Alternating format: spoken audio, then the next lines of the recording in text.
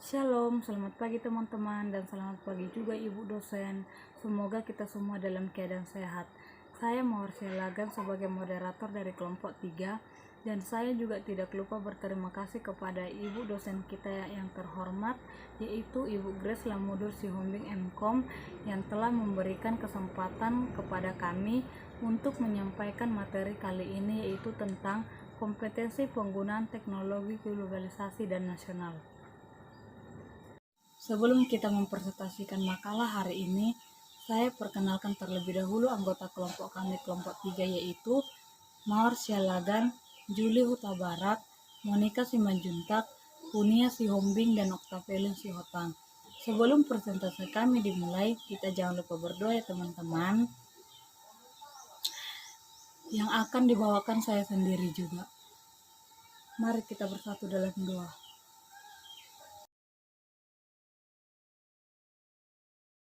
Puji dan syukur kami ucapkan kepadamu ya Tuhan, atas berkat dan kasih setiamu yang senantiasa menyertai kami, sehingga kami masih boleh berkumpul di tempat ini walaupun dengan keadaan virtual.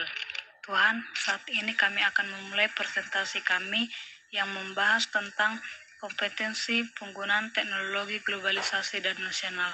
Hadirlah Engkau di tengah-tengah kami dan berkatilah jalan presentasi kami ini, mulai dari awal sampai dengan selesainya.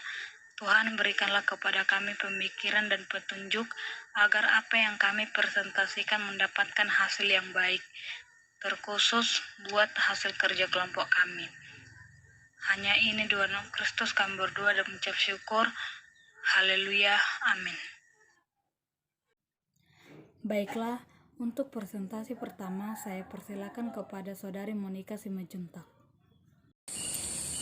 Baik, saya akan melanjutkan materi selanjutnya. Pengertian teknologi. Kata teknologi berasal dari bahasa Yunani, yaitu Technologia Webster Dictionary, yang memiliki arti atau systematic treatment, atau pemakaian sesuatu secara sistematis. Jadi, teknologi adalah keperluan serta sarana yang merupakan peralatan atau sistem yang berfungsi untuk memberikan kemudahan terhadap manusia untuk melakukan aktivitas sehari-hari. Nah, itu adalah pengertian teknologi. Kompetensi pada penggunaan teknologi globalisasi dan nasional. Ada 12 kompetensi globalisasi dan nasional yang digunakan dalam proses pembelajaran, yaitu yang pertama, membutuhkan sistem pendidikan yang berbasis keterampilan, dan kompetensi berbasis kompetensi globalisasi, di mana lebih kreativitas, memiliki pemikiran yang kritis, mampu kolaborasi, dan berkomunikasi dengan komunitasnya. Yang kedua yaitu memfasilitas akses yang adil dan inklusif ke pendidikan, menjembati perbedaan pembelajaran, membuka perspektif baru bagi guru dan untuk profesinya, meningkatkan kualitas dan makna pembelajaran, dan meningkatkan administrasi pendidikan dan tata kelola. Yang ketiga yaitu dilengkapi dengan fasilitas pembelajaran berbasis digital. Dan yang keempat yaitu menggunakan perangkat pembelajaran berbasis lunak atau game yang berkonten pembelajaran di sekolah. Yang kelima yaitu proyek pendidikan di Eropa, yakni menyiapkan sumber daya manusia dimulai dari zona sekolah. Harapannya dapat dukungan secara finansial untuk menyiapkan sarana dan prasarana teknologi yang berbasis digital dan berteknologi tinggi.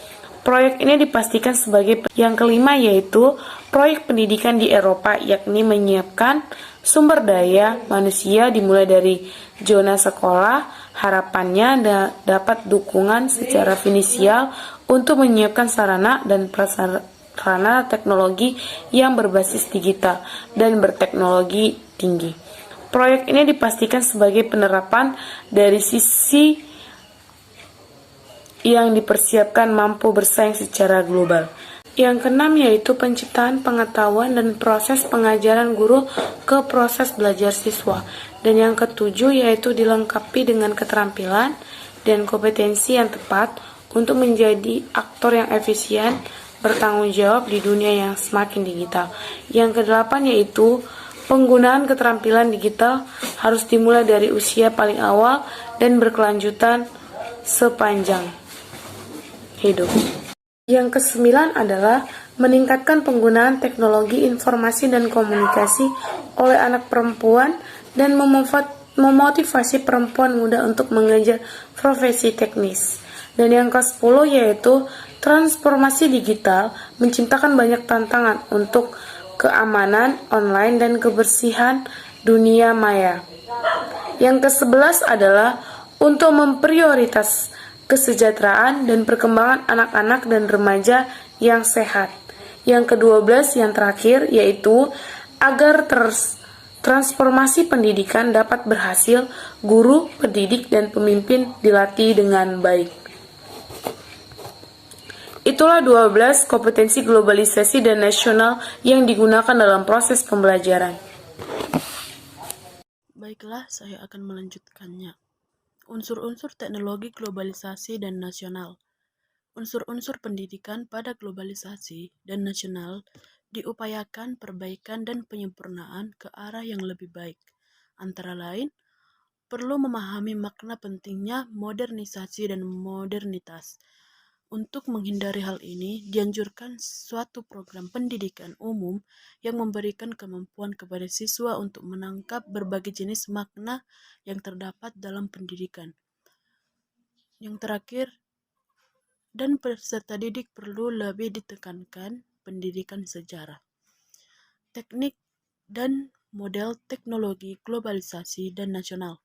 Ada beberapa teknik atau model dalam teknologi globalisasi dan nasional yang dapat digunakan dalam kegiatan belajar mengajar yang aktif, yaitu think, pair, share, kegiatan sederhana di kelas, mind paper, kegiatan guru memberikan peluang kepada siswa untuk menyintesiskan pengetahuannya dan jawaban pertanyaan seperti apa hal yang penting yang telah dipelajari hari ini. Right activities merupakan peluang bagi siswa untuk berpikir dan memproses informasi yang dimiliki.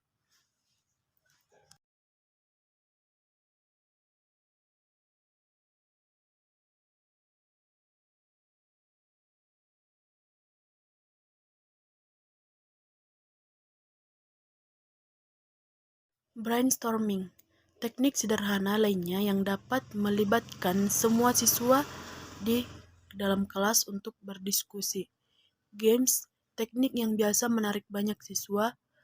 Debates yang ditampilkan di kelas bisa menjawab alat yang efektif dalam mendorong siswa untuk berpikir tentang sesuatu dari arah yang berbeda. Sekian dan terima kasih. Baik, saya akan melanjutkan penjelasan dari teman saya. Group work dapat menjadi peluang bagi setiap siswa untuk berbicara, berbagai pandangan, dan mengembangkan keterampilan untuk berkolaborasi dengan orang lain. Yang kedua, case studies, menggunakan cerita nyata dari kehidupan sehari-hari yang terjadi pada masyarakat di lingkungan siswa itu sendiri, dalam keluarga, dalam sekolah, atau yang terjadi pada seseorang di antara para siswa itu. Yang ketiga, konsep mapping, membantu siswa untuk bisa menciptakan representasi virtual dari model, gagasan, dan hubungan antara konsep lainnya. Hubungan teknologi globalisasi dan nasional dunia pendidikan.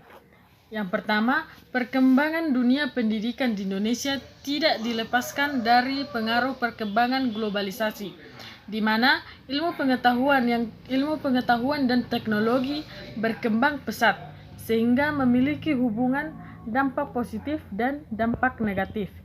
Yaitu, pertama, dampak positif. Globalisasi terhadap dunia pendidikan Indonesia atau mengajarkan interaktif multimedia. Kemajuan teknologi akibat pesatnya arus globalisasi mengubah pola pelajaran pada dunia pendidikan. Pengajaran yang bersifat klasikal berubah menjadi pengajaran yang berbasis teknologi. Ya, contohnya seperti internet dan komputer. Merupakan dampak negatif. Hambatan penggunaan teknologi globalisasi dan nasional dalam proses pembelajaran. Yang pertama, kurangnya dukungan. Yang kedua, kurangnya kepercayaan. Dan yang ketiga, kurangnya perlengkapan. Sekian dan terima kasih. Selanjutnya, saya akan serahkan kepada moderator. Baik, saya akan melanjutkan materi kami tentang tujuan teknologi globalisasi dan nasional.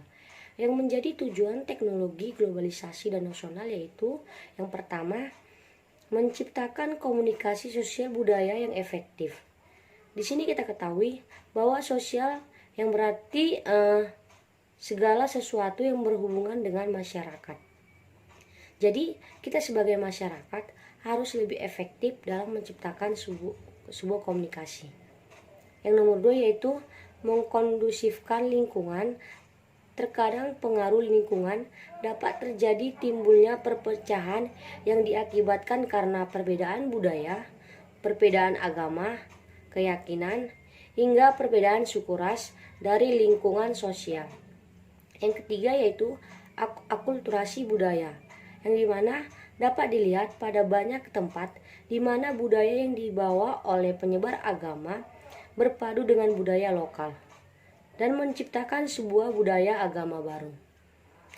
Akulturasi ialah proses yang dilakukan untuk memadukan satu budaya dengan budaya yang lain, di mana perpaduan budaya tersebut akan memunculkan budaya baru tanpa menghilangkan budaya aslinya. Yang selanjutnya yaitu inkulturasi budaya. Inkulturasi budaya merupakan perpaduan budaya luar dengan budaya asli dengan tidak menghilangkan ciri budaya aslinya. Dan yang selanjutnya yaitu memperluas hubungan konteks komunikasi bertujuan untuk menjalin hubungan baik dengan budaya dari lingkungan sosial lainnya. Dan yang selanjutnya menambah pengetahuan. Tujuannya ialah untuk memberikan tambahan pengetahuan bagi orang yang melakukan komunikasi antar sosial budaya. Dan yang selanjutnya memperluas cakrawala budaya dalam komunikasi sosial budaya bertujuan untuk memunculkan sikap empati dan kepedulian seseorang akan kebudayaan orang lain. Dan yang selanjutnya menghadapi perubahan teknologi komunikasi antar sosial budaya juga bertujuan untuk mempersiapkan orang-orang dalam menghadapi perbedaan atau perubahan teknologi. Dan selanjutnya yaitu menghadapi era globalisasi komunikasi antar budaya juga bertujuan untuk melindungi orang-orang dari perubahan di era globalisasi. Dan yang terakhir yaitu memberikan pembelajaran komunikasi antar sosial budaya juga bertujuan untuk memberikan pembelajaran dalam dunia pendidikan, karena di dunia pendidikan terdapat banyak sekali budaya yang berbeda. Karena di Indonesia kita ini banyak budaya atau suku yang berbeda. Lanjutkan materi selanjutnya yaitu tentang manfaat teknologi globalisasi dan nasional. Manfaatnya adalah untuk dipelajari agar membantu seseorang untuk memahami sebuah perbedaan agar terciptanya komunikasi yang efektif. Karena tanpa adanya pengetahuan tentang komunikasi antar sosial budaya, seseorang akan sulit berinteraksi dan bekerja dengan orang lain. Dan yang terakhir yaitu pengaruh teknologi dalam proses pembelajaran. Pengaruh teknologi terhadap pendidikan di era saat ini sangat dapat dirasakan pengaruhnya, mulai dari tersedianya bermacam-macam variasi media pembelajaran hingga pembelajaran model baru yang memanfaatkan perkembangan teknologi. Baiklah, sekian presentasi kami dari kelompok 3. Sebelumnya, Kami minta maaf yang sebesar-besarnya kepada Ibu Grace Lamoder Sihombing MKom apabila dalam penyampaian kami mungkin ada kesalahan kata.